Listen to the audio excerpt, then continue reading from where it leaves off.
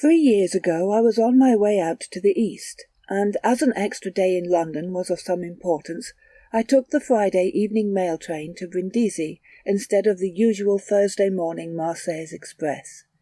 Many people shrink from the long 48-hour train journey through Europe and the subsequent rush across the Mediterranean on the 19-knot Isis or Osiris, but there is really very little discomfort on either the train or the mailboat, and unless there is actually nothing for me to do, I always like to save the extra day and a half in London before I say goodbye to her for one of my longer tramps. This time, it was early, I remember, in the shipping season, probably about the beginning of September. There were few passengers, and I had a compartment in the P&O Indian Express to myself all the way from Calais.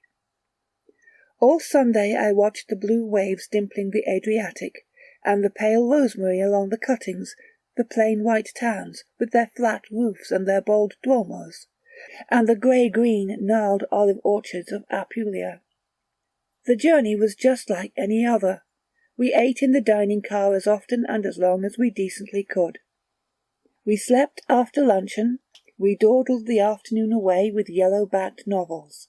Sometimes we exchanged platitudes in the smoking-room, and it was there that I met Alistair Colvin. Colvin was a man of middle height, with a resolute, well-cut jaw. His hair was turning grey, his moustache was sun-whitened. Otherwise he was clean-shaven, obviously a gentleman, and obviously also a preoccupied man. He had no great wit. When spoken to, he made the usual remarks in the right way, and I dare say he refrained from banalities only because he spoke less than the rest of us. Most of the time he buried himself in the Wagon League Company's timetable, but seemed unable to concentrate his attention on any one page of it. He found that I had been over the Siberian Railway, and for a quarter of an hour he discussed it with me. Then he lost interest in it, and rose to go to his compartment. But he came back again very soon, and seemed glad to pick up the conversation again. Of course, this did not seem to me to be of any importance. Most travellers by train become a trifle infirm of purpose after 36 hours rattling. But Colvin's restless way, I noticed, in somewhat marked contrast with the man's personal importance and dignity, especially ill-suited, was it, to his finely made large hand, with strong, broad, regular nails, and its few lines. As I looked at his hand I noticed a long, deep, and recent scar of ragged shape. However, it is absurd to pretend that I thought anything was unusual. I went off at 5 o'clock on Sunday afternoon to sleep away the hour or two that is still to be got through before we arrived at Brindisi.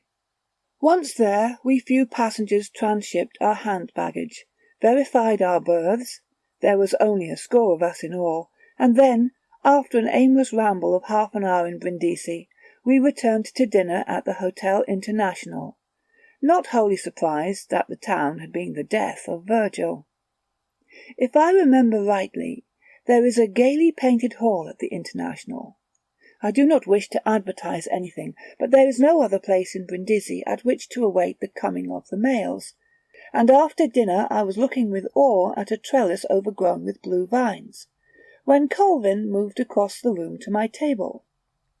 He picked up Il Secolo, but almost immediately gave up the pretence of reading it. He turned squarely to me and said, "Would you do me a favour?"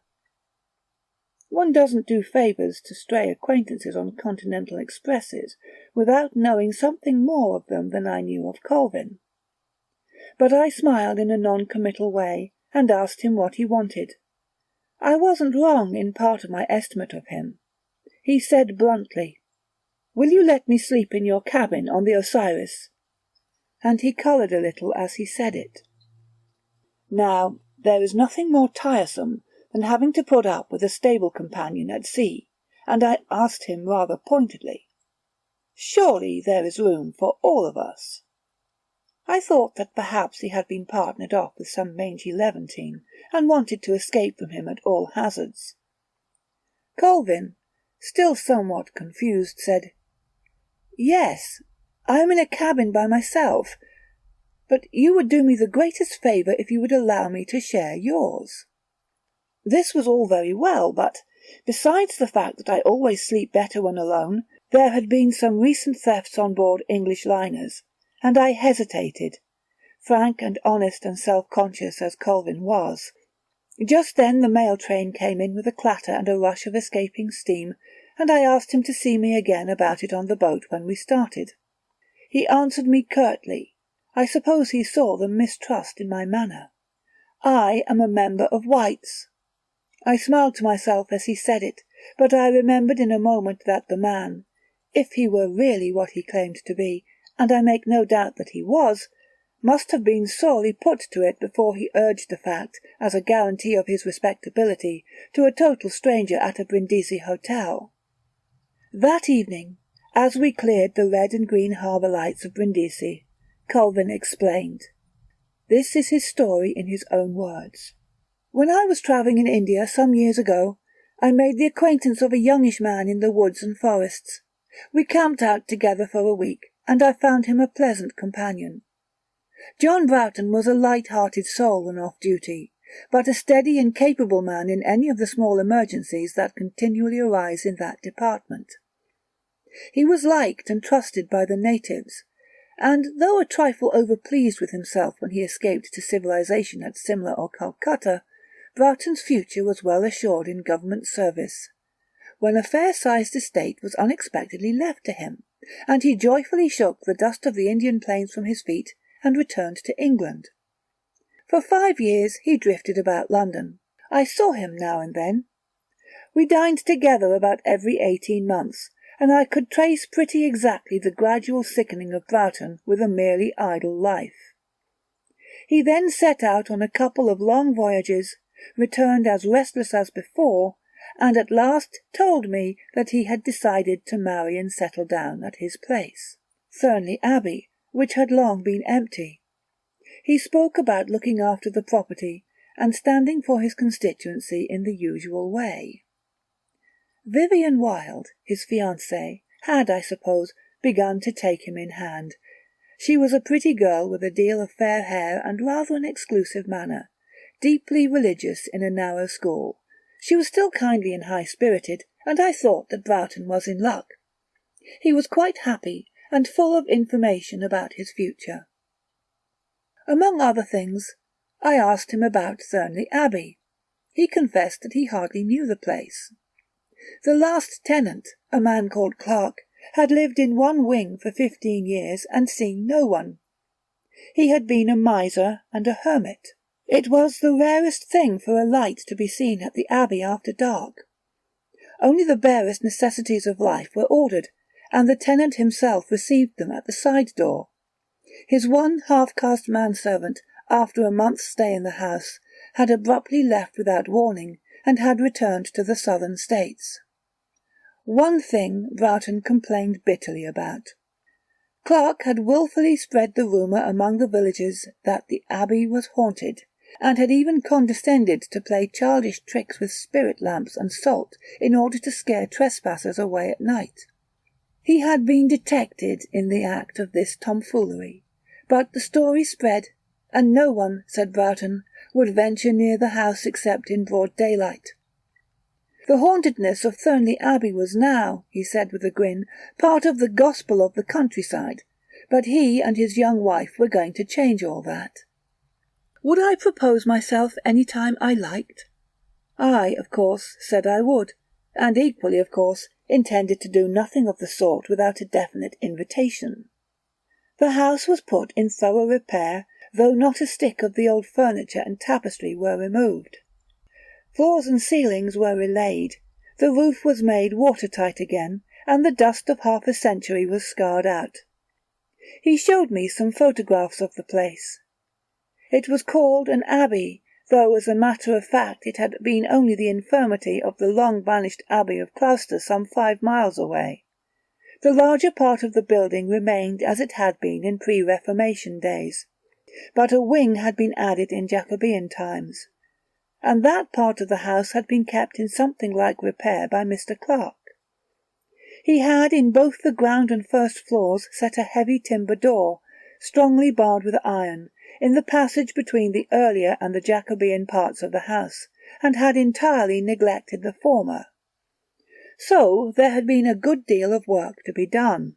Barton, whom I saw in London 2 or 3 times about this period, made a deal of fun over the positive refusal of the workmen to remain after sundown. Even after the electric light had been put into every room, nothing would induce them to remain, though, as Broughton observed, electric light was death on ghosts. The legend of the Abbey's ghosts had gone far and wide, and the men would take no risks. They went home in batches of 5 and 6, and even during the daylight hours there was an inordinate amount of talking between one and the other, if either happened to be out of sight of his companion.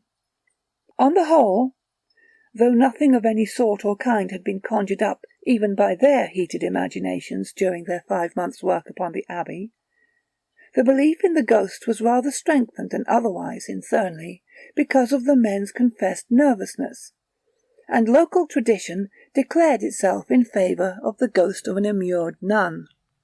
"Good old nun," said Broughton. I asked him whether in general he believed in the possibility of ghosts, and, rather to my surprise, he said that he couldn't say he entirely disbelieved in them. A man in India had told him one morning in camp that he believed that his mother was dead in England, as her vision had come to his tent the night before. He had not been alarmed, but had said nothing, and the figure vanished again. As a matter of fact, the next possible dakwaller brought on a telegram announcing the mother's death. "There the thing was," said Broughton. But at Thurnley he was practical enough. He roundly cursed the idiotic selfishness of Clark, whose silly antics had caused all the inconvenience. At the same time, he couldn't refuse to sympathize to some extent with the ignorant workman. "My own idea," said he, "is that if a ghost ever does come in one's way, one ought to speak to it." I agreed. Little as I knew of the ghost world and its conventions, I had always remembered that a spook was in honour bound to wait to be spoken to. It didn't seem much to do, and I felt that the sound of one's own voice would at any rate reassure oneself as to one's wakefulness. But there are few ghosts outside Europe, few, that is, that a white man can see, and I had never been troubled with any. However, as I have said, I told Broughton that I agreed. So the wedding took place, and I went to it in a tall hat which I bought for the occasion, and the new Mrs. Broughton smiled very nicely at me afterwards. As it had to happen, I took the Orient Express that evening and was not in England again for nearly 6 months. Just before I came back I got a letter from Broughton. He asked if I could see him in London or come to Thurnley, as he thought I should be better able to help him than anyone else he knew. His wife sent a nice message to me at the end, so I was reassured about at least one thing. I wrote from Budapest that I would come and see him at Thurnley 2 days after my arrival in London, and as I sauntered out of the Pannonia into the Carapesi Uzza to post my letters, I wondered of what earthly service I could be to Broughton. I had been out with him after Tiger on foot, and I could imagine few men better able at a pinch to manage their own business. However, I had nothing to do, so after dealing with some small accumulations of business during my absence, I packed a kit bag and departed to Euston. I was met by Broughton's great limousine at Thurnley Road Station, and after a drive of nearly 7 miles we echoed through the sleepy streets of Thurnley village, into which the main gates of the park thrust themselves, splendid with pillars and spread-eagles and tomcats rampant atop of them. I never was a herald, but I know that the Broughtons have the right to supporters, heaven knows why. From the gates a quadruple avenue of beech trees led inwards for 1/4 of a mile. Beneath them a neat strip of fine turf edged the road, and ran back until the poison of the dead beech leaves killed it under the trees. There were many wheel tracks on the road, and a comfortable little pony trap jogged past me laden with a country parson and his wife and daughter. Evidently there was some garden party going on at the Abbey. The road dropped away to the right at the end of the avenue, and I could see the Abbey across a wide pasturage and a broad lawn thickly dotted with guests. The end of the building was plain. It must have been almost mercilessly austere when it was first built, but time had crumbled the edges and toned the stone down to an orange-lichened grey wherever it showed behind its curtain of magnolia, jasmine, and ivy.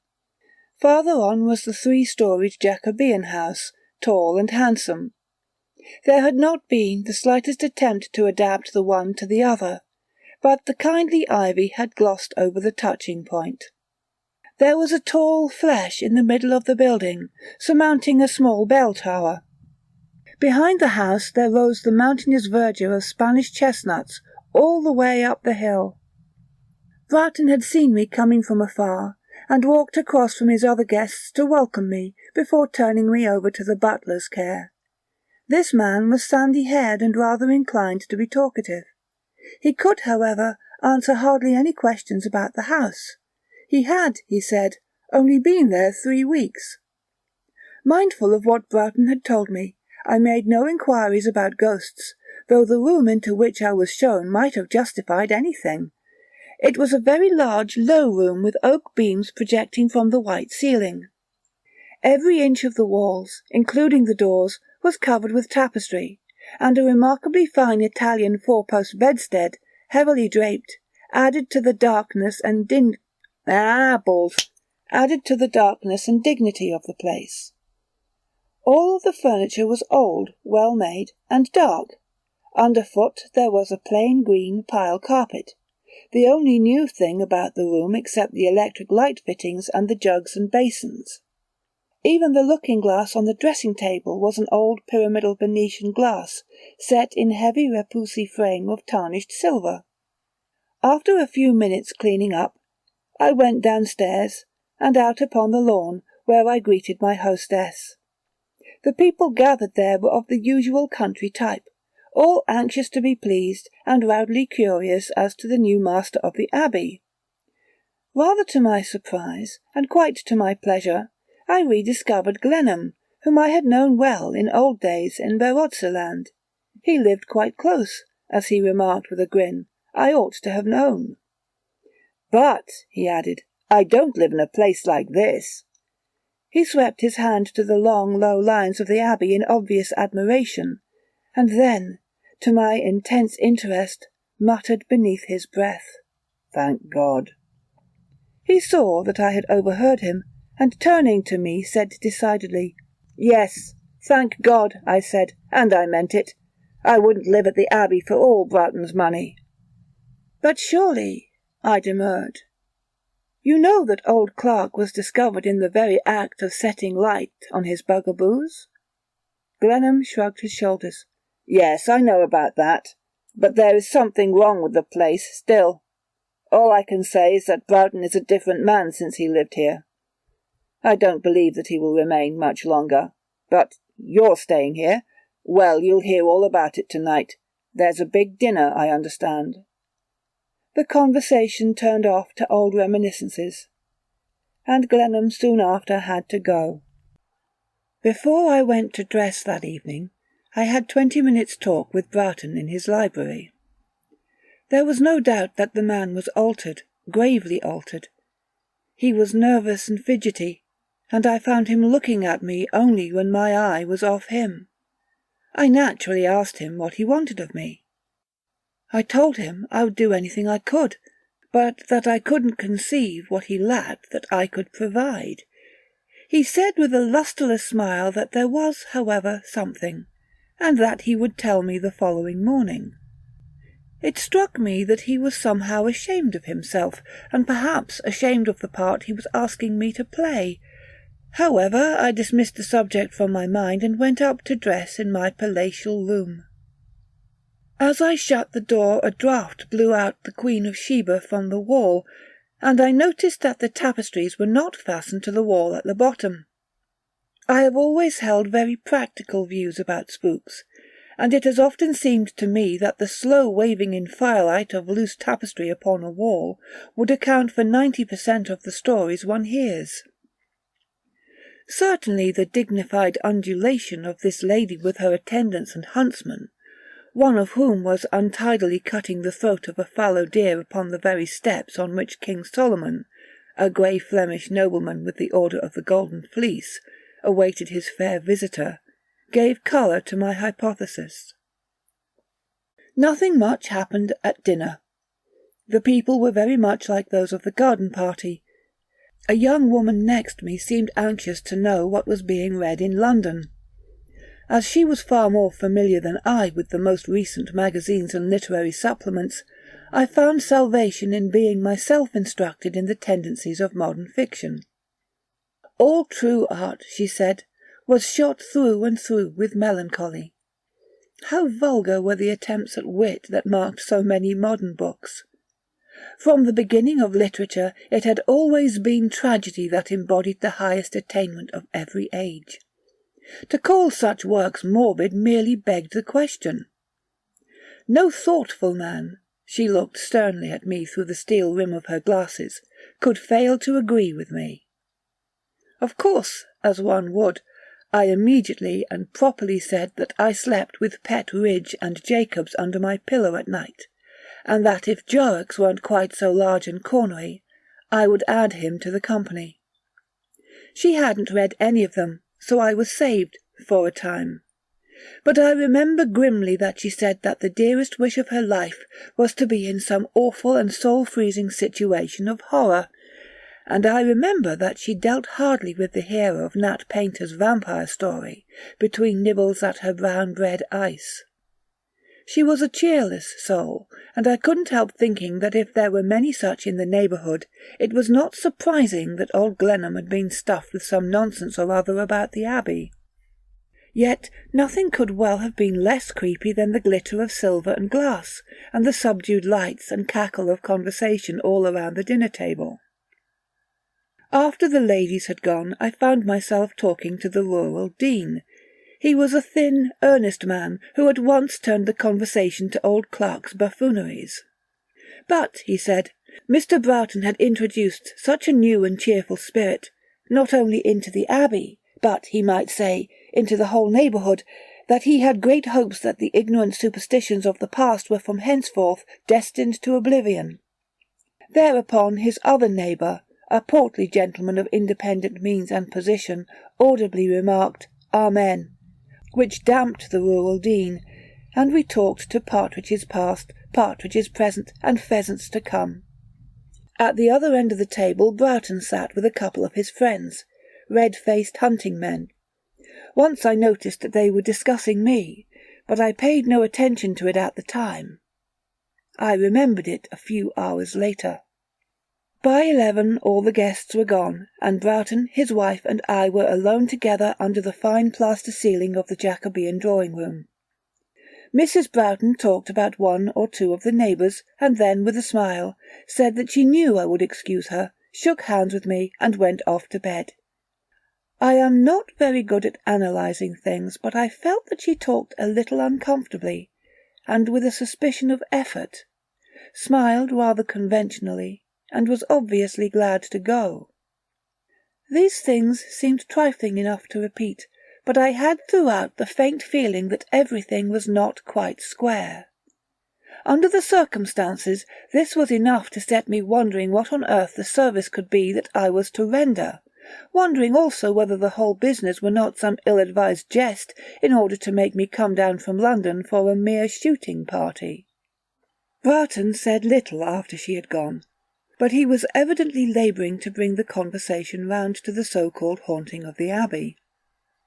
As soon as I saw this, of course I asked him directly about it. He then seemed at once to lose interest in the matter.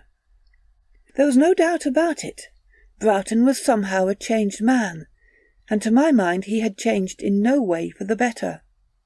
Mrs. Broughton seemed no sufficient cause. He was clearly very fond of her, and she of him.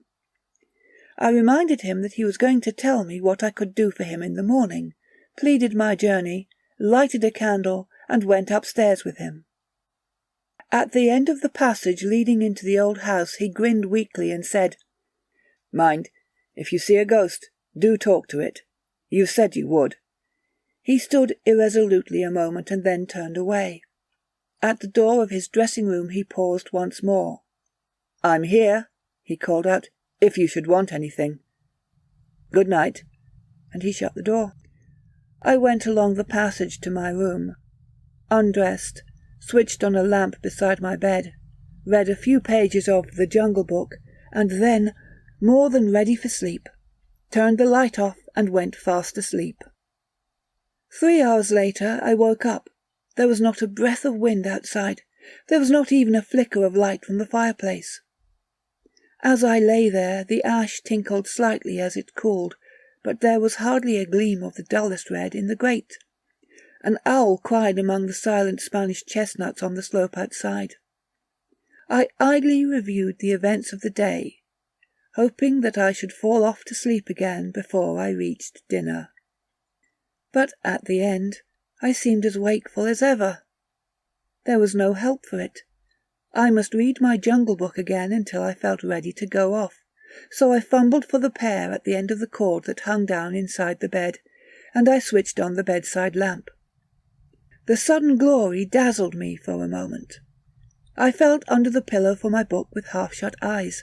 Then, growing used to the light, I happened to look down to the foot of my bed. I can never tell you, really, what happened then. Nothing I could ever confess in the most abject words could even faintly picture to you what I felt. I know that my heart stopped dead, and my throat shut automatically. In one instinctive movement I crouched back up against the headboards of the bed, staring at the horror. The movement set my heart going again, and the sweat dripped from every pore. I am not a particularly religious man, but I had always believed that God would never allow any supernatural appearance to present itself to a man in such a guise and in such circumstances that harm, either bodily or mental, could result to him. I can only tell you that at that moment both my life and my reason rocked unsteadily on their seats. The other Osiris passengers had gone to bed.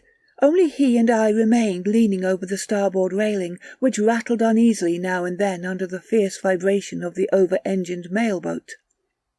Far over, there were the lights of a few fishing smacks riding out the night, and a great rush of white, combing and seething water fell out and away from us overside. At last Colvin went on. Leaning over the foot of my bed, looking at me, was a figure swathed in a rotten and tattered veiling. This shroud passed over the head, but left both eyes and the right side of the face bare. It then followed the line of the arm down to where the hand grasped the bed end. The face was not entirely that of a skull, though the eyes and the flesh of the face were totally gone. There was a thin, dry skin drawn tightly over the features, and there was some skin left on the hand. One wisp of hair crossed the forehead. It was perfectly still. I looked at it, and it looked at me, and my brains turned dry and hot in my head. I had still got the pair of the electric lamp in my hand, and I played idly with it, only I dared not turn the light out again. I shut my eyes, only to open them in a hideous terror the same second. The thing had not moved. My heart was thumping, and the sweat cooled me as it evaporated. Another cinder tinkled in the grate, and a panel creaked in the wall. My reason failed me. For 20 minutes or 20 seconds I was able to think of nothing else but this awful figure, till there came, hurtling through the empty channels of my senses, the remembrances that Barton and his friends had discussed me furtively at dinner. The dim possibility of its being a hoax stole gratefully into my unhappy mind, and once there, one's pluck came creeping back along 1,000 tiny veins. My first sensation was one of blind unreasoning thankfulness that my brain was going to stand the trial. I am not a timid man, but the best of us need some human handle to steady him in time of extremity, and in this faint but growing hope that after all it might only be a brutal hoax, I found the fulcrum that I needed. At last I moved. How I managed to do it I cannot tell you, but with one spring towards the foot of the bed I got within arm's length and struck out one fearful blow with my fist at the thing. It crumbled under it and my hand was cut to the bone. With a sickening revulsion after my terror, I dropped half fainting across the end of the bed. So it was merely a foul trick after all. No doubt the trick had been played many a time before. No doubt Barton and his friends had some large bet among themselves as to what I should do when I discovered the gruesome thing. From my state of abject terror I found myself transported into an insensate anger. I shouted curses upon Barton. I dived rather than climbed over the bed-end of the sofa. I tore at the robed skeleton. How well the whole thing had been carried out, I thought. I broke the skull against the floor and stamped upon its dry bones. I flung the head away under the bed and rent the brittle bones of the trunk in pieces. I snapped the thin thigh bones across my knee and flung them in different directions. The shin bones I set up against a stool and broke with my heel. I raged like a berserker against the loathly thing, and stripped the ribs from the backbone and slung the breastbone against the cupboard. My fury increased as the work of destruction went on. I tore the frail rotten veil into 20 pieces, and the dust went up over everything, over the clean blotting paper and the silver inkstand. At last my work was done. There was but a raffle of broken bones and strips of parchment and crumbling wool. Then, picking up a piece of the skull, it was the cheek and temple bone of the right side, I remember. I opened the door and went down the passage to Barton's dressing-room. I remember still how my sweat-dripping pyjamas clung to me as I walked.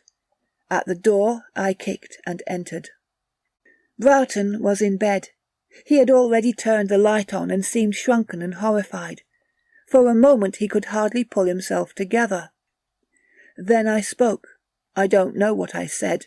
Only I know that from a heart full and overfull with hatred and contempt, spurred on by the shame of my own recent cowardice, I let my tongue run on. He answered nothing. I was amazed at my own fluency. My hair still clung lankily to my wet temples, my hand was bleeding profusely, and I must have looked a strange sight. Barton huddled himself up at the head of the bed just as I had. Still he made no answer, no defence. He seemed preoccupied with something besides my reproaches, and once or twice moistened his lips with his tongue. But he could say nothing, though he moved his hands now and then, just as a baby who cannot speak moves its hands. At last the door into Mrs. Barton's rooms opened, and she came in, white and terrified. "What is it? What is it? Oh, in God's name, what is it?" she cried again and again, and then she went up to her husband and sat on the bed in her nightdress, and the two faced me. I told her what the matter was. I spared her husband not a word for her presence there, yet he hardly seemed to understand. I told the pair that I had spoiled their cowardly joke for them. Barton looked up. "I have smashed the foul thing into 100 pieces," I said. Barton licked his lips again and his mouth worked. "By God," I shouted, "it would serve you right if I thrashed you within an inch of your life. I will take care that not a decent man or woman of my acquaintance ever speaks to you again. And there," I added, throwing the broken piece of the skull upon the floor beside his bed, "there is a souvenir for you of your damned work tonight." Barton saw the bone, and in a moment it was his turn to frighten me. He squealed like a hare caught in a trap. He screamed and screamed, till Mrs. Barton, almost as bewildered as myself, held on to him and coaxed him like a child to be quiet. But Barton, and as he moved I thought that 10 minutes ago I perhaps looked as terribly ill as he did, thrust her from him, and scrambled out of bed onto the floor, and still screaming put out his hand to the bone. It had blood on it from my hand. He paid no attention to me whatever. In truth, I said nothing. This was a new turn indeed to the horrors of the evening. He rose from the floor with the bone in his hand and stood silent. He seemed to be listening. Time, perhaps, he muttered, and almost at the same moment fell at full length on the carpet, cutting his head against the fender. The bone flew from his hand and came to rest near the door. I picked Broughton up, haggard and broken, with blood over his face. He whispered hoarsely and quickly, "Listen, listen." We listened. After 10 seconds' utter quiet, I seemed to hear something. I could not be sure, but at last there was no doubt. There was a quiet sound as one moving along the passage. Little regular steps came towards us over the hard oak flooring. Broughton moved to where his wife sat, white and speechless on the bed, and pressed her face into his shoulder. Then, the last thing that I could see as he turned the light out, he fell forward with his own head pressed into the pillow of the bed. Something in their company, something in their cowardice helped me, and I faced the open doorway of the room, which was outlined fairly clearly against the dimly lighted passage. I put out one hand and touched Mrs. Broughton's shoulder in the darkness. But at the last moment I too failed. I sank on my knees and put my face in the bed. Only we all heard. The footsteps came to the door, and there they stopped. The piece of bone was lying a yard inside the door. There was a rustle of moving stuff, and the thing was in the room. Mrs. Broughton was silent. I could hear Broughton's voice praying, muffled in the pillow. I was cursing my own cowardice. Then the steps moved out again on the oak boards of the passage, and I heard the sounds dying away. In a flash of remorse I went to the door and looked out. At the end of the corridor I thought I saw something that moved away. A moment later the passage was empty. I stood with my forehead against the jamb of the door, almost physically sick. "You can turn the light on," I said, and there was an answering flare. There was no bone at my feet. Mrs. Broughton had fainted. Broughton was almost useless, and it took me 10 minutes to bring her to. Broughton only said one thing worth remembering. For the most part he went on muttering prayers, but I was glad afterwards to recollect that he had said the thing. He said in a colourless voice, half as a question, half as a reproach, "You didn't speak to her." We spent the remainder of the night together. Mrs. Broughton actually fell off into a kind of sleep before dawn, but she suffered so horribly in her dreams that I shook her into consciousness again. Never was dawn so long in coming. 3 or 4 times Broughton spoke to himself. Mrs. Broughton would then just tighten her hold on his arm, but she could say nothing.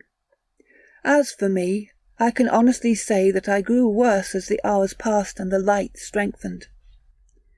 The 2 violent reactions had battered down my steadiness of view, and I felt that the foundations of my life had been built upon the sand. I said nothing, and after binding up my hand with a towel, I did not move. It was better so. They helped me, and I helped them, and we all 3 knew that our reason had gone very near to ruin that night. At last, when the light came in pretty strongly, and the birds outside were chattering and singing, we felt that we must do something. Yet we never moved. You might have thought that we should particularly dislike being found as we were by the servants, yet nothing of that kind mattered a straw, and an overpowering listlessness bound us as we sat, until Chapman, Broughton's man, actually knocked and opened the door. None of us moved. Broughton, speaking hardly and stiffly, said, "Chapman, you can come back in 5 minutes." Chapman was a discreet man, but it would have made no difference to us if he had carried his news to the room at once. We looked at each other, and I said I must go back. I meant to wait outside till Chapman returned. I simply dared not re-enter my bedroom alone. Broughton roused himself and said that he would come with me.